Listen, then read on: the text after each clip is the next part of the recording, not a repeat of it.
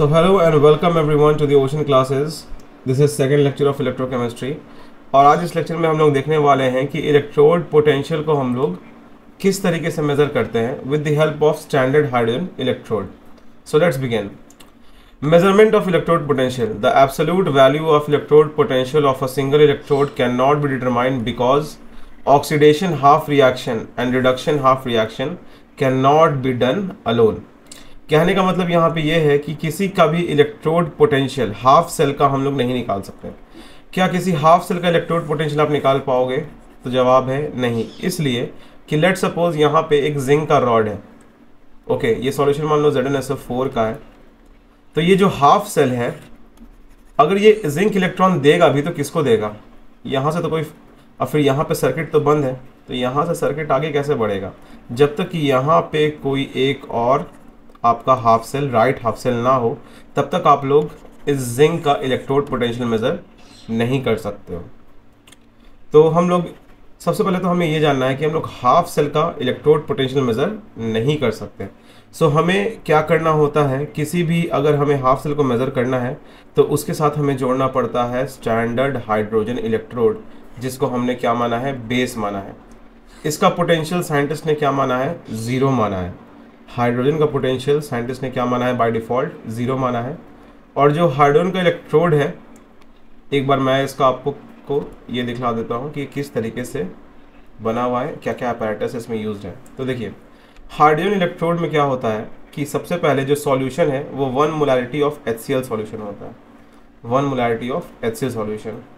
और इसमें हम लोग 1 बार प्रेशर पे हाइड्रोजन गैस क्या करते हैं? यहाँ पे इंसर्ट करते हैं. We insert 1 bar pressure of hydrogen gas. और फिर यहाँ पे देखिए, यहाँ पे इलेक्ट्रोड का वायर यहाँ पे कनेक्टेड है, और ये वायर डायरेक्टली कनेक्ट किससे हो रहा है? Platinum foil coated with platinum black. Platinum foil जो कि कोटेड है प्लैटिनम ब्लैक से. Okay, so this is your hydrogen electrode, जहाँ पे आपका हाइड्रोजन गैस पास हो रहा है 1 मोलैरिटी ऑफ HCl सॉल्यूशन, और यहाँ पे इलेक्ट्रोड का जो वायर है वो कनेक्टेड है platinum foil coated with platinum black. So this is your hydrogen electrode, and by default the standard potential of hydrogen, okay, the standard reduction potential of hydrogen is taken as 0. इसको हम लोग क्या लेके चलते हैं? 0 लेके चलते हैं. सो हाइड्रोजन इलेक्ट्रोड को हम लोग क्या करते हैं, अगर हम लोग को लेट सपोज कि जिंक का, लेट सपोज हमें जिंक का इलेक्ट्रोड पोटेंशियल नापना है. ओके, अगर मुझे जिंक का इलेक्ट्रोड पोटेंशियल नापना है तो मैं क्या करूँगा? सबसे पहले मैं, एक मिनट,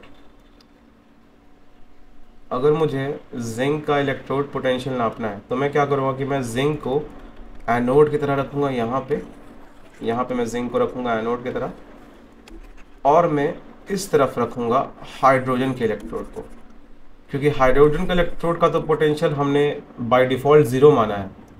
और जो भी ऑक्सीडेशन पोटेंशियल, क्योंकि जिंक इलेक्ट्रॉन दे रहा है तो इलेक्ट्रॉन देने का पोटेंशियल आप नाप रहे हो, तो इसको आप ऑक्सीडेशन पोटेंशियल बोलोगे. यहाँ पे वोल्ट मीटर में जो भी वैल्यू आएगा वो आपको ऑक्सीडेशन पोटेंशियल का वोल्टेज दे देगा. तो जिंक जो है, जिंक यहाँ से इलेक्ट्रॉन लूज़ करेगा, और इलेक्ट्रॉन ये जो लूज़ होगा वो कहाँ जाएगा? हाइड्रोजन इलेक्ट्रोड के पास जाएगा.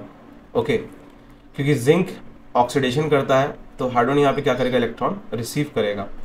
तो जो भी EMF आपको यहाँ पे वोल्ट मीटर में मिलेगा वो आपको मिलेगा जिंक का ऑक्सीडेशन पोटेंशियल मिलेगा. सो यहाँ पे आप देख सकते हो the EMF of the above cell comes out to be 0.76 volt. अगर आप एक्सपेरिमेंट करोगे कि यहाँ पे आपने जिंक का सॉल्यूशन, यहाँ पे आपने जिंक का इलेक्ट्रोड डाला है और यहाँ पे स्टैंडर्ड हाइड्रोजन इलेक्ट्रोड है, तो अगर आप उसको मेज़र करोगे स्टैंडर्ड कंडीशन पे, स्टैंडर्ड कंडीशन मैं बता चुका हूँ कि यहाँ पे भी 1 मोलैरिटी सॉल्यूशन, यहाँ पे भी 1 मोलैरिटी क्या होगा सॉल्यूशन. अगर यहाँ पे भी 1 ATM प्रेशर, यहाँ पे भी 1 ATM प्रेशर. स्टैंडर्ड कंडीशन में आप इसको मेज़र करोगे तो ये आपका, ये जो वोल्टेज आएगा, जो भी वैल्यू आएगा वो आपका क्या होगा? स्टैंडर्ड वैल्यू होगा. तो आप इसको बोल सकते हो कि ये जो वैल्यू आएगा ऑक्सीडेशन पोटेंशियल, ये स्टैंडर्ड ऑक्सीडेशन पोटेंशियल आएगा. ओके, स्टैंडर्ड में हम लोग क्या करते हैं?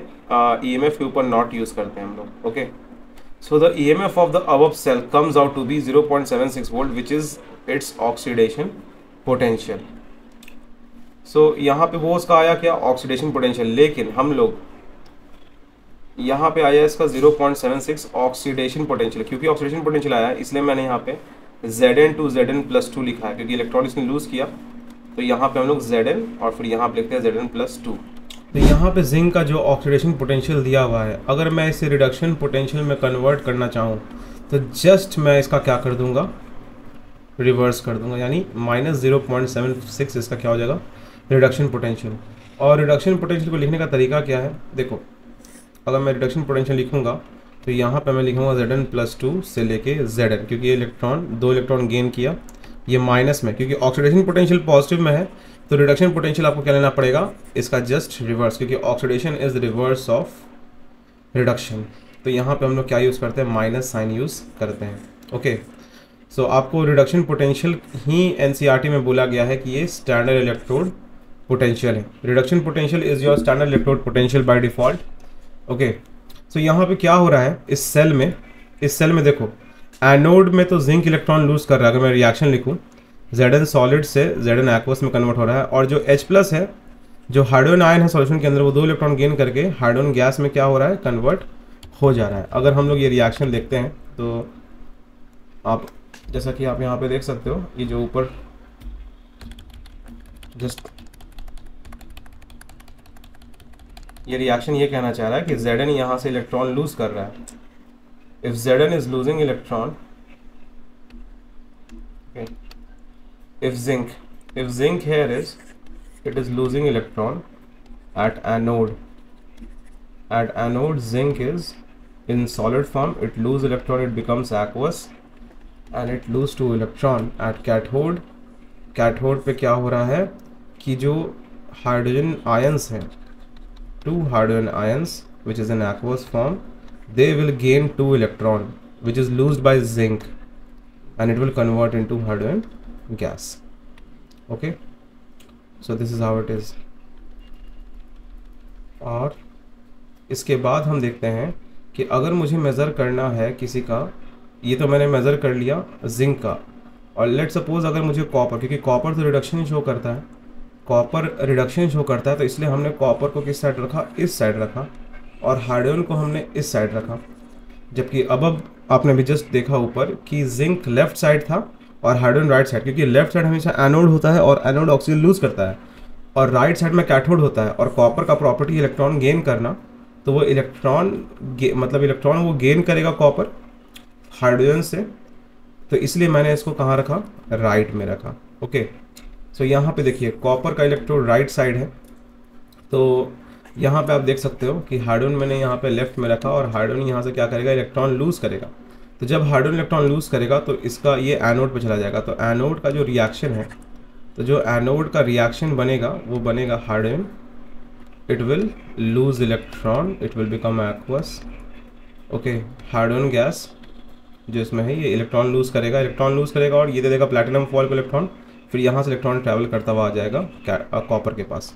2 इलेक्ट्रॉन लूज करेगा, और कैथोड में क्या होगा, कैथोड में होगा कि कॉपर जो है, जो एक्वस फॉर्म में कॉपर है ना, जो कॉपर सल्फेट सॉल्यूशन में है एक्वस फॉर्म में कॉपर, वो इलेक्ट्रॉन क्या करेगा, गेन करेगा, वो 2 इलेक्ट्रॉन गेन करेगा, और वो कॉपर सॉलिड में क्या हो जाएगा, कन्वर्ट हो जाएगा। Copper it will gain electron and it will be deposited on electrode.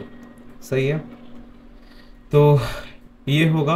तो इस तरीके से हम लोग मेज़र कर सकते हैं किसी का रिडक्शन। अगर आपको कैथोड का रिडक्शन पोटेंशियल मेज़र करना है तो इस तरीके से हम लोग मेज़र कर सकते हैं कि आप लोग लेफ्ट साइड हाइड्रोजन को डालना पड़ेगा। अगर आपको कैथोड का निकालना है तो लेफ्ट में हाइड्रोजन डालना पड़ेगा, और एनोड निकालना है तो हाइड्रोजन को आपको राइट में रखना पड़ेगा।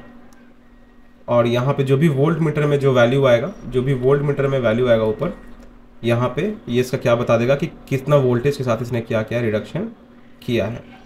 तो यहाँ पे कॉपर का जो वैल्यू है वो 0.34 समथिंग आएगा, आपके एनसीईआरटी में ऑलरेडी ये दिया हुआ है। The EMF comes out to be 0.34 volt as reduction potential and also standard electrode potential। ये रिडक्शन पोटेंशियल है और बाय डिफॉल्ट यही आपका स्टैंडर्ड इलेक्ट्रोड पोटेंशियल है। तो रिडक्शन पोटेंशियल आपका हो गया 0.34 वोल्ट, और यही आपका स्टैंडर्ड इलेक्ट्रोड पोटेंशियल है। और अगर मैं इसका ऑक्सीडेशन पोटेंशियल बोलूँ, अगर कॉपर का ऑक्सीडेशन पोटेंशियल मैं बोलता हूँ, तो ये कॉपर से कन्वर्ट होगा कॉपर आयन में, तो इसको मान सकते हैं -0.34 वोल्ट। लेकिन ये स्टैंडर्ड वैल्यू नहीं है, मैं बस ऐसे ही आपको बाय थियोरेटिकली बता रहा हूँ कि अगर मैं इसको रिडक्शन से ऑक्सीडेशन में कन्वर्ट करूँगा तो मुझे माइनस साइन यूज़ करना पड़ेगा। ये रिएक्शन है एनोड और कैथोड को जो मैंने अभी बताया। उसके बाद जब मुझे दोनों का वोल्टेज मिल गया तो अगर मैं दोनों हाफ सेल को जोड़ता हूँ, जिंक को और मैं जो कॉपर को अगर मैं क्या करता हूँ जोड़ता हूँ, तो मेरा ये जो मेरा सेल बनेगा, जो मेरा गैल्वेनिक सेल बनेगा, ये जो गैल्वेनिक सेल है ये कुछ इस तरीके से रहेगा कि लेफ्ट साइड पे आपका जिंक है, और क्योंकि जिंक एनोड है, और राइट साइड पे कॉपर है। कॉपर इलेक्ट्रॉन गेन करेगा, जिंक इलेक्ट्रॉन लूज करेगा। जब जिंक यहाँ से इलेक्ट्रॉन लूज करेगा तो जिंक ये टूट के चला जाएगा एक्वस सॉल्यूशन में। तो Zn जो है it will lose electron from solid form at anode, it will lose electron, it will convert into zinc aqueous, it will lose 2 electron, it will convert into aqueous form, और electron ये lose होगा, ये electron जाएगा copper के पास, because copper rod is gaining electron, it has property to gain electron, so it is gaining electron. और जो electron आएगा ये सॉल्यूशन में जो कॉपर सल्फेट है उसमें से कॉपर आयंस निकल के आ जाएंगे आपके रॉड के ऊपर, और रॉड के ऊपर डिपॉजिट होना क्या हो जाएंगे, शुरू हो जाएंगे कैथोड में। तो कॉपर आयन जो है ये 2 इलेक्ट्रॉन गेन करके ये कॉपर सॉलिड में कन्वर्ट हो जाएगा। ओके, तो यहाँ पे आप देख सकते हो कि ये रॉड मोटा होता जाएगा, ये रॉड क्या होता जाएगा, मोटा, और ये रॉड पतला होता जाएगा क्योंकि ये टूट के इसमें एक्वस में क्या कर रहा है, गिर रहा है। ओके, ये ब्रेक होके इसमें क्या कर रहा है, गिर रहा है। तो ये रॉड जो है ये पतला होता जाएगा, और ये रॉड क्या होता जाएगा, यहाँ पे मोटा होता जाएगा। ओके, और अगर मुझे इसका ईएमएफ निकालना है, इस सेल का स्टैंडर्ड ईएमएफ अगर मुझे निकालना है, तो स्टैंडर्ड ईएमएफ निकालने के लिए आपको पता है कि मैंने पिछले बार बताया था कि ई राइट यानी कैथोड का रिडक्शन पोटेंशियल माइनस एनोड का रिडक्शन पोटेंशियल। सो आपको पता है कि यहाँ पे कैथोड का रिडक्शन पोटेंशियल आया है 0.34 वोल्ट, माइनस एनोड का रिडक्शन पोटेंशियल, एनोड का आया है आपका 0.7 वोल्ट, माइनस 0.7 वोल्ट। ओके, सो अगर आप दोनों को कैलकुलेट करोगे तो आपका कितना आ जाएगा, 1.1 वोल्ट आ जाएगा आपका इस सेल का वैल्यू। तो अब यहाँ पे एक सवाल उठता है कि दोनों का रिडक्शन पोटेंशियल ले रहे हैं, क्या हम दोनों का ऑक्सीडेशन पोटेंशियल ले सकते थे। देखिए साइंटिस्ट ने क्या किया, ये स्टैंडर्ड रिडक्शन पोटेंशियल चूज़ किया। ओके, स्टैंडर्ड वैल्यूज ने इन लोगों ने क्या चूज़ किया, रिडक्शन पोटेंशियल चूज़ किया। स्टैंडर्ड ईएमएफ निकालने के लिए हम लोग रिडक्शन पोटेंशियल का ही यूज़ करते हैं, reduction potential of cathode minus reduction potential of anode, although it can be also calculated by other forms like कि अगर हम लोग मान लो E0 सेल निकालना चाहते हैं तो यहाँ पे हम लोग रिडक्शन पोटेंशियल ऑफ कैथोड, लेकिन यहाँ पे आपको प्लस करना पड़ेगा ऑक्सीडेशन पोटेंशियल ऑफ एनोड। इस फार्मूला से भी आपका ये निकल सकता है, लेकिन ये फार्मूला यूज़ क्यों नहीं करते हैं, क्योंकि वैल्यू इस फार्मूला में नहीं दी हुई होती है। वैल्यू आपको स्टैंडर्ड में ही मिलेगा क्वेश्चन में। ओके, आपको स्टैंडर्ड में ही वैल्यू मिलेगा, ये वैल्यू आपको क्वेश्चन में नहीं मिलेगा। आप ऑक्सीडेशन पोटेंशियल आपको नहीं मिलेगा कभी, तो आप कहाँ से कैलकुलेट कर पाओगे। ठीक है, बट यहाँ पे रिडक्शन पोटेंशियल अगर मान लो दिया हुआ है कितना आपका 0.34 दिया हुआ है, और ऑक्सीडेशन पोटेंशियल हमें पता है कि रिडक्शन पोटेंशियल का उल्टा होता है, यानी ये प्लस 0.74 वोल्ट होगा, तो ये भी 1.1 वोल्ट आ जाएगा। ये भी हम लोग कर सकते हैं। ओके, लेकिन यहाँ पे आपको पॉजिटिव वैल्यू पुट करनी पड़ेगी। क्या ऐसा हो सकता है कि हम लोग दोनों का ऑक्सीडेशन पोटेंशियल लेके भी मेज़र कर सकते हैं स्टैंडर्ड ईएमएफ? तो जी हाँ, बस फार्मूला आपका चेंज हो जाएगा। फार्मूला क्या हो जाएगा आपका, that is oxidation potential of anode को माइनस करना पड़ेगा आपको ऑक्सीडेशन पोटेंशियल ऑफ कैथोड। जैसे एनोड का ऑक्सीडेशन पोटेंशियल कितना आया 0.7 वोल्ट, माइनस करना पड़ेगा, और ऑक्सीडेशन पोटेंशियल ऑफ कैथोड कितना आएगा, माइनस 0.34 वोल्ट, तो ये हो जाएगा 1.1 वोल्ट। लेकिन इसमें कभी आपको क्वेश्चंस में वैल्यू नहीं दी हुई होती है, लेकिन मैंने आपको कॉन्सेप्ट बस क्लियर कर दिया। हो सकता है कि जेई में क्वेश्चन थोड़ा सा घुमा के दे दे, तो आप लोगों को कॉन्सेप्ट पकड़ के रखना है कि कहाँ से किस लैंग्वेज में क्वेश्चन पूछ रहा है। जनरली तो यही लैंग्वेज रहेगा कि रिडक्शन पोटेंशियल ऑफ कैथोड और रिडक्शन पोटेंशियल ऑफ एनोड का वैल्यू दे देगा, लेकिन कभी कभी वो क्वेश्चन चेंज भी कर सकता है। जैसे वो क्या कर देगा कि एक का दे देगा रिडक्शन पोटेंशियल और एक का दे देगा आपको ऑक्सीडेशन पोटेंशियल, तब आप ये फॉर्मूला यूज़ कर लेना। और अगर दोनों का ऑक्सीडेशन पोटेंशियल दे देगा तब आप क्या यूज़ करोगे, तब आप ये लास्ट वाला फार्मूला यानी ये वाला फार्मूला यूज़ कर लोगे कि oxidation potential of anode minus oxidation potential of oxidation potential of cathode. Okay, so अगले लेक्चर में अभी हम लोग क्या करेंगे, अगले लेक्चर में हम लोग नर्स्ट इक्वेशन पर डील करेंगे कि जब सेल अपने स्टैंडर्ड कंडीशन में नहीं होता है, when cell is not in its standard condition, जब सेल अपने स्टैंडर्ड कंडीशन में नहीं होता है, तब उस वक्त जो ईएमएफ हम लोग निकालते हैं that is not standard EMF, that is only EMF of cell. तो ईएमएफ ऑफ सेल हम लोग किस फॉर्मूला से निकालते हैं, ये हम लोग निकालते हैं नर्स्ट इक्वेशन से। और ये नर्स्ट इक्वेशन अगले क्लास में हम लोग देखेंगे, इसका सारा न्यूमेरिकल्स हम लोग देखेंगे। Okay, so it will be soon uploaded. Okay, so आप लोग बने रहें, जल्दी ये लेक्चर भी मैं लेके आऊँगा।